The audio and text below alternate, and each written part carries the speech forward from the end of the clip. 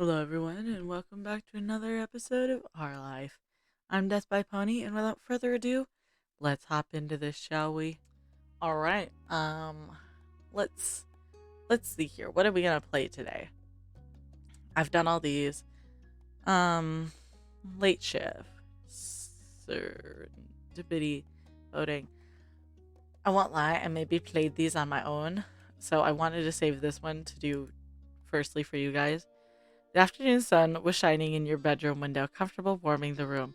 Crossing the beams of it, you sat on the edge of your bed and reached for the bottle of nail polish book, a book filled with creative writing, phone so you could watch video, handheld game, pillows so you lay down comfortably. A book.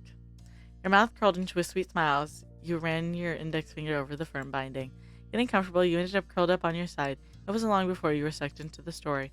You lost track of time, but eventually a knock on the door caught your attention. Rubbing an eye, the side of your hand, you sat up straight. Yeah, come in. You fell back over onto your side and faced the door. It slowly slid open, and Mom poked her head in. Her smile widened when she spotted you all cozy on the bed. Welcome to my space. How are you? Hey, how are you doing? Really good? I'm okay. You shrugged. You grunted. Really good. That encouraged her. She stepped in a bit more into the room. Very nice. Ma and I were talking about going down to the Cypress for lunch today. Would you want to come along for a good old family outing? So, Liz is going to be there. If you join us, we be a complete pain set. Can do. That sounds like a great plan. Excellent. We'll head out as soon. Get ready. Will do. Mom shot you a thumbs up as she headed out of the room. She closed the door behind her. Feeling a rush of new energy, you got out of bed and stretched your back. Your mind was already busy thinking about what you might end up having for lunch. When you were presentable for the outside world, you made your way downstairs. Ma and Liz met you in the living room. hey. Hello, hey. Ready? I'm hungry. You took another glance down at yourself. You were dressed, had shoes on, and you had your wallet and your phone. I'm set. Let's roll. You made your way to the car in high spirits. Mom followed behind a minute later. It was an easy trip. Then you were arriving at the familiar club. The breeze was comfortable as you were ushered to the outdoor sitting area. You smiled as you took your seat, happy that you all could be there together. A waiter promptly swung by to take your table's drink orders, but since the Cypress was a common spot for your family, there was no point fussing over the menu. Everyone settled for the usual favorites. When the waiter left, Ma turned to you and Liz. She sighed I contentedly. appreciate it. Thanks for coming out with us today. It's always a treat whenever we're able to do things like this. I had to have lunch at some point, but I'm so glad when we're able to do this. Thank you for bringing me. You're welcome. Food is food. You smiled quietly. Thanks for bringing me. Ma was right. The days where all four of you could go out to lunch together were special, and you planned on enjoying it. You're welcome, but it's not like we're going to leave you at home. I mean, you could have. Young Ari is probably old enough to be there without supervision now. Liz laughed at her own joke. Ma smirked while giving side, giving Liz's side a friendly poke. Maybe Ari is, but you're not sounding mature enough for that. Rude. Rude. Ma gazed lovingly. Ma's gaze lovingly traveled around the table and then rested on Mom. It's impressive what reasonable kiddos we have now. Yes. Yes, they're truly the best company. That's why I miss them so much when they're not around. Me too. Liz was slightly embarrassed by their praise. She shook her head a bit, flapping the edges of her large hat, and what got a grin out of the both of you was your mom's. The conversation continued on casually from there. Before you knew it, the waiter was heading for your table with a large platter in hand. All right. Heads up, this should be us. Sitting up straight in your chair, you were delighted when the waiter did stop at the table. Your lunch was just how you wanted it, and everyone else seemed just as pleased with their own plates as they dug in. The hour casually slipped by while you were at the Cypress. You were surprised when you noticed the sun hanging low in the sky. It was then that the four of you were hopping into your mom's old car to head home. Ma pulled out of the parking lot with a satisfied smile. That was nice. It was the Cypress, never disappoints. Liz bent her smile next to you. She had something to say to that decoration. I wouldn't go that far. My golf lessons never led me going pro in the end. What a letdown. Both Ma and Mom enjoyed the grin eyed the grin on Liz's face. They laughed at her criticism. Yeah, you were probably robbed of your gold Olympic medals. Maybe you should have used more elbow grease. Being an architect is way cooler anyways. You laughed too. Simply shake your head. You were robbed of your gold Olympic medal. Exactly. Ari understands. Fine, then there's one strike against it. Thanks. Thank you. Liz turned to stare out her window, but you could still feel the small curve of a smile on her face. Whether she believed it or not, you still thought that she was a pretty talented golfer. Leaning back in your seat, your eyes drifted closed. Your family continued to chat through the car ride, and you followed along with the words as long as you could. Occasionally, you lost a minute or two as your thoughts drifted along. That's it. Days like today were exactly what you needed, and you were entirely full of happiness.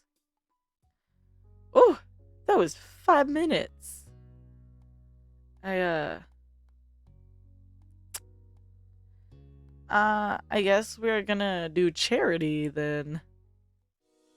Cove pushed himself to his feet from where he'd been, bent down in the sand, stretching out his back and groaning softly. A tired breath slipped past his lips as he wiped his eyebrow and looked out over the shore. It looks great. You stood beside him, joining in the surveying of the sand at the most that almost seemed to sparkle beneath the midday sun. Can I just say, look at that shoreline. Look at him. Look at that shirt. Two of you had been out on the beach since sunrise, cleaning up and down the beach, looking for various debris, and the work had paid off. Using a hand to shield your eyes from the blinding rays, you glanced across the way where the other volunteers from Orca were gathered. They were easily recognizable by the high-vis vests they wore. It looked as though everyone was about ready to wrap things up for the day. I'm happy to see it in a better state. I'm exhausted. I'm glad it's almost over. You did great, Cove. Glad to see it in a better state. I remember doing a beach cleanup with my volunteer group. We went down to Santa Monica, and we spent 3 hours walking up and down the shore, picking up all the trash we found, which was nice. And then afterwards, we went up to the boardwalk and had like snacks and things. And I actually took a picture with my best friend at the time because we did our volunteer work together. I'll show you because it sits on my desk. Very old photo, yes, but that was years ago, and I still have the picture because she means a lot to me. She was one of my first friends I ever made, and I've known her since 6th grade, and so it just means a lot to me, and so that's why I still have the photo. Anyway, let's hop back into the game. It was pretty sad looking when we got here. The beach of this town were practically your own personal backyard, and you visited them a lot. It felt good knowing that you were helping to take care of them. Too bad not everybody sees the joy in putting trash where it belongs. Oh well. Cove placed his hand on his hips, a pleased grin pulling at the corners of his mouth as he admired the work you'd both done. You had begun to realize during your times volunteering for the organization how serious Cove took his service. It was easy to see that it was something important to him. You felt equally as invested, and you always gave your best effort. You enjoyed the work, but mostly wanted to have a good time. Miranda was right. You volunteered because it was a good reference. You didn't want to be there, but you didn't know how to turn it down. I always give my best effort. I sat in the village picking up, I think it was 324 cigarette butts out of the dirt because there was so many because everybody decided to smoke there, and it wasn't even a place you were allowed to smoke. It was important that the ocean you grew up with was protected. It had always been a big part of your life, and you felt that the least you could do was give back to it in some way. Ari. Hey, nice work, Ari. Thanks. It's been a good year so far. It's crazy to think that it's already time to push the big event. You let out a big breath, thinking of the formal dinner that Orca organized every year. Being a complete fundraising focused event for large donors, it was crucial for the organization's projects in the year to come. You had to be over 18 to attend, so this was your first opportunity to actually see it in person. All you had heard about it so far was that it was prim and proper occasion with speeches and everything. You didn't know what else to expect from it as you weren't part of the group who had planned the evening. before the big night came around, the volunteers would have to sell the tickets for it, and that's where you'd be helping. I'm so excited to go. I'm so nervous about the event. I don't even really want to go. I'm curious about the night. You shrugged. Excited. You rocked back and forth on the balls of your feet as you thought of the glitz and glam of the evening. I fucking loved when we did the awards ceremony. I got 2 awards from the city I work in, from the city I live in, from the mayor, for recognition of my volunteer hours. And keep in mind, I was like in middle school and I would do it after school. And I think one year I did 130 hours. No, I did more than that because I volunteered every day. It was really high. That's why I got one of the awards. You rocked back and forth on the balls of your feet as you thought of the glitz and glam of the evening. Cove nodded, but something about his smile seemed strained. I'm glad you are. I just don't feel excited about attending a super formal meal with proper etiquette and stuff, you know? He threw his arms out to the side, making a bit of a show, how ridiculous it seemed to him. I've got sand all over my room, only one nice shirt, and I go barefoot pretty much wherever I can. I'm gonna be so out of place. Right, I bet you'd rather stay out here. I don't want to have to worry about manners. You can make it work for one night. Do something that fancy will make it fun. Yep, you'll definitely seem out of place there. Doing something that fancy will make it fun. How often do we get a chance to dress up nice or eat an expensive meal? Cove chuckled and shook his head at your amusement. A small beeping noise came from Cove's pants pocket, and he pulled it out and glanced at the screen. Huh? As the organizers, they sent a text to the group. Time to call it a day here. All right, ready to head to our next activity? Cove tucked his cell away, eager turning to you. Let's head over and drop the trash bag off of the truck. Then we can drive back and join the ticket team. We've got to be there pretty soon to relieve them. With a stretch of shore this long, the plan was to switch places with the other team who had been pushing the tickets for the fundraising dinner halfway through. It would be a full day of work, but it was Orca's largest event of the year, and all hands were on deck to make sure it was a success. You raised your hand for a high five. You nudged your shoulder against Cove's. You started pushing Cove on the back to move forward. You ran off. You started to walk. We're gonna nudge. He chuckled and nudged you back playfully with his now free hand. You collected the trash bags, spread along the way together, heading across the beach to hoist them in a truck before heading off to the next job. The drive back to your neighborhood and making your way to the shopping street was fairly quick, so Cove stressed a little about being late. Luckily, he was able to find a parking spot nice and close where you needed to be. You jumped out of the car and quickly went towards where you knew the group would be. Finally, reaching the stall that was set up to sell tickets, you stopped for a moment to catch your breath. It was quite a flurry of activity. It would be your job for the rest of the afternoon to help sell tickets for the fundraising dinner, and look around the street. You saw that there were plenty of potential buyers out today and would hopefully help move the tickets along. The stall itself was simple, a portable table with a few plush sea animals decorating a banner stuck across the front. There were 2 volunteers who were already packing up and getting ready to head off to the beach. They gave both of you a friendly smile as you arrived. Hey Cove, Aerie, how'd things go at the beach? Not bad. It was good, the place looking great. The volunteers made room for you and Cove behind the table while they circled around to the front of it. Thanks for coming in for a shift. We'd better make this quick so we can head off to the next place. No problem, what do you need us to do? We're ready for whatever is needed. One of the volunteers handed you a clipboard with all the details needed to sell tickets, while the others tossed a set of keys to Cove, which he caught with ease. Those are for the money box and supply kit. Make sure to keep them on you at all times. Aside from handling the cash for the tickets, there's also a form on the clipboard for the guests to fill out their info. That way we know how many tickets we've sold and who will be attending the event. There's a small script beneath that. If you get stuck for what to say and what about it, pretty simple, huh? I think we've got this. Satisfied that you knew what you were doing, the volunteers said their goodbyes and started walking away, leaving you and Cove to manage the stall alone. The keys jingled in his hand, and Cove waved them off before he stuffed them into the pocket of his pants for safekeeping. We'll bring in a lot of money. Have fun at the beach. Once the volunteers were out of sight, Cove dropped down into the chair behind the counter with a sigh. We made it here just in time. It's cool we get to trade places with nothing happening. They might have been late getting to cleanup duty. He leaned back in his seat, getting fully comfortable in the space, and gave you a small smile. You took the other seat, you stayed standing. We're gonna sit. It was just a simple plastic chair that squeaked when you sat on it, but it gave you a good view of the street. We've got things under control. I was so stressed about getting here.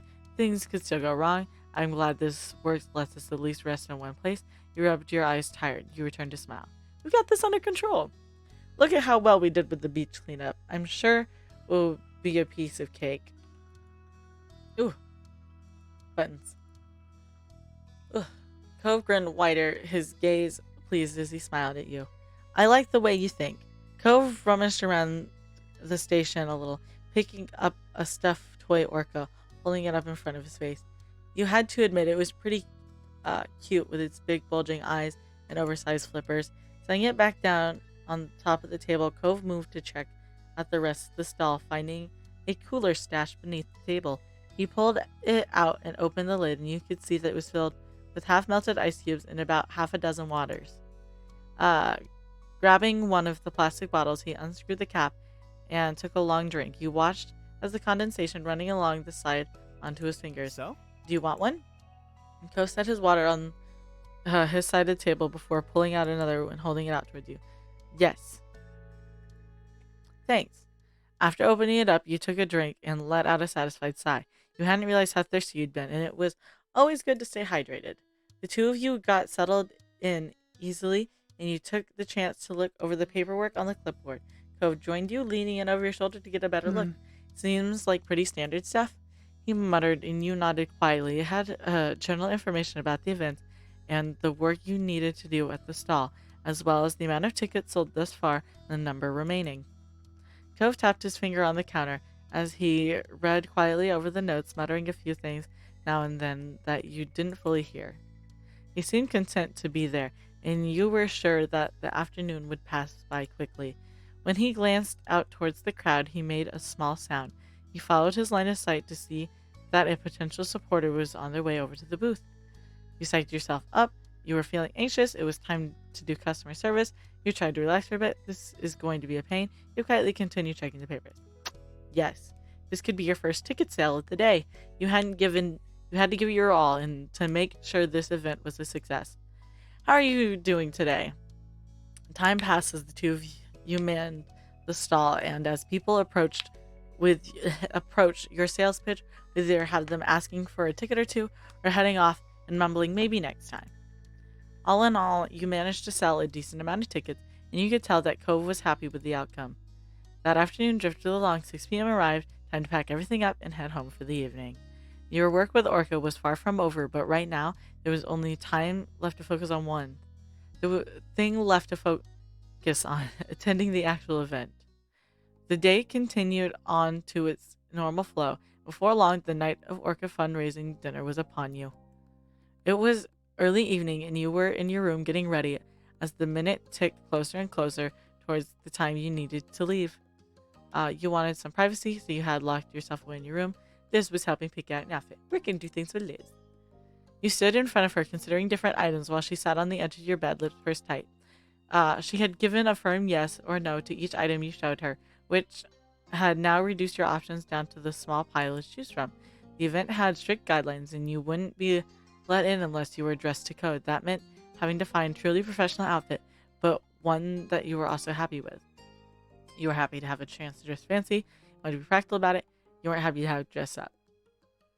Ugh, exciting. There were a couple of outfits that didn't get nearly as much use as you would have liked, and now was the time to show them off. You smiled as you picked your way through the items you were excited meant shining That's bright. fine. You don't need to get too into your head thinking about the look, but you do need to hurry up and pick something. Oh, aren't you helpful, Liz? Don't push me, Liz. You laughed a little. You shook your head. We're going to trick a little.